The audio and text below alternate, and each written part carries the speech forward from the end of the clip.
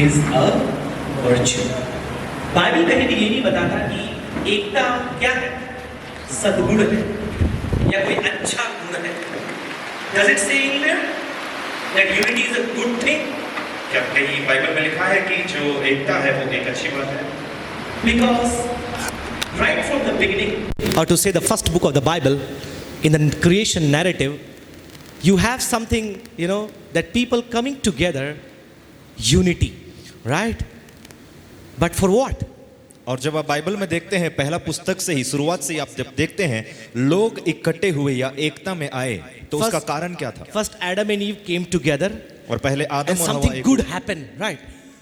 और कुछ अच्छा हुआ, सही है कि Then, नहीं? the Bible narrative, a bunch of people came together and fantastic thing happened, right? और वहाँ पे बाइबल के नगर में हम जब देखते हैं तो जब लोग इकट्ठे हुए तो वहाँ पे बहुत ही अद्भुत चीज हुआ, है ना? Hua? Hallelujah? No, didn't happen. So unity in itself, theologically explaining, is not a virtue. और जब हम देखते हैं धर्म विज्ञान के अनुसार देखा जाए, बाइबल के हिसाब से एकता जो है, The simple definition for unity would be a state of being undivided. और एकता का एक सरल परिभाषा देखा जाए तो एक ऐसी स्थिति जहां हम विभाजित नहीं हुए चाहते, A state of being undivided. और एक ऐसा स्थिति जहां हम विभाजित नहीं किए जाते. So when you look into the Bible, और जब आप बाइबल में देखते हैं, unity for a cause, और एकता एक कारण से है, unity for a purpose. और एकता एक उद्देश्य के लिए है. Unity is not simply that coming together and accepting what the other person has to say. और एकता एक ऐसी चीज नहीं है कि हम एक मन में आ जाएं और जो दूसरा व्यक्ति कह रहा है उसको सहमति दें, Or to agree with everybody around you. और आपके जो पास में जो भी कहते हैं आपको उसके साथ आप सहमति दें. उसका For मतलब ये नहीं instance, है. Jesus didn't agree with a lot of things that the teachers and the scribes and the Pharisees have to say of his day. और बात के लिए एक उदाहरण के लिए ले लीजिए, यीशु मसीह जो थे वो फारसी सादुकी और उन दिनों में जो लोग रहते थे उनके साथ सहमति नहीं थे. And to say disciples were not agree to say with the many of the ideas of the day. और शिष्य लोग भी अनेक जो विचार थे उनके साथ सहमति नहीं रखते थे. Therefore they were known as a partisan group. Partisan, separate. और उसीलिए उनको एक खंडित दल. खंडित दल में कहा जाता था A उनको. partisan group who make a separate group and work. और एक ऐसा दल जो अलग रहकर कार्य करता था.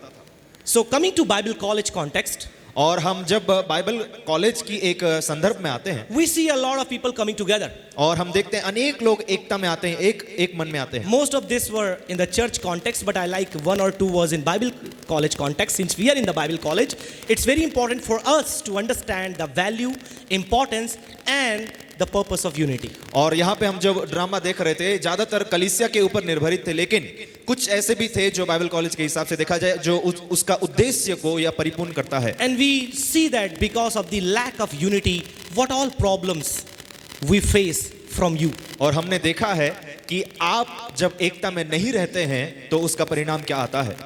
And we also see a lot of problem when you come in unity.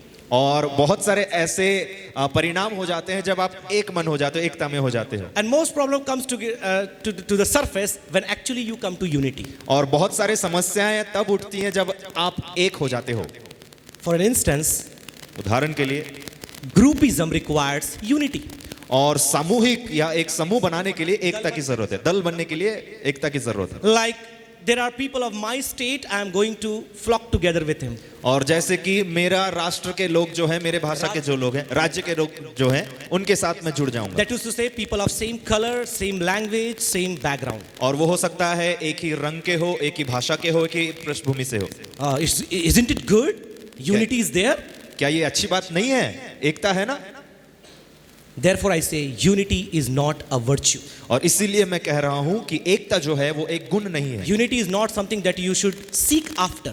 और एकता एक ऐसी चीज नहीं है जिसके पीछे आप पड़े रहें या खोज करें उसकी. Unless you have a good purpose. और जब तक आपके मन में एक अच्छा या भला उद्देश्य ना हो, Unless you have a biblical reason. और आपके जीवन में एक बाइबल से एक कारण ना हो. Because as much as unity can help the world, that much it can hurt the world. और जितना एकता दुनिया को भलाई दे सकता है, उतना ही वो बुरा भी हो सकता है। Don't you think every terrorist group or Naxalites or people of this all, partisan sectors, they come together in unity for what?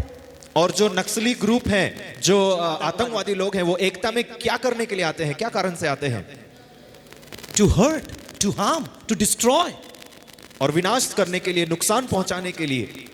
So my friends and dear ones, I would read one scripture and would request you to please come together in the bond of unity with a biblical purpose. तो मेरे प्रियो, एक वचन मैं पढ़ना चाहूंगा और यही कहना चाहूंगा कि बाइबल के कारण को लेकर आप एकता में आ जाएं। Now come to the Colossians chapter 3 कोलोसियों की पत्री उसका 3 अध्याय and read verse number 14 and 15. Yeah. कोलोसियों की पत्री उसका 3 अध्याय 13 और 14 वचन में। Yeah. और यदि किसी को किसी पर दोष देने का कोई कारण हो तो एक दूसरे की सह लो और एक दूसरे के अपराध क्षमा करो, जैसे प्रभु ने तुम्हारे अपराध। 14 and 15. Yeah. माफ करें। Colossians chapter 3 verse number 14 and 15.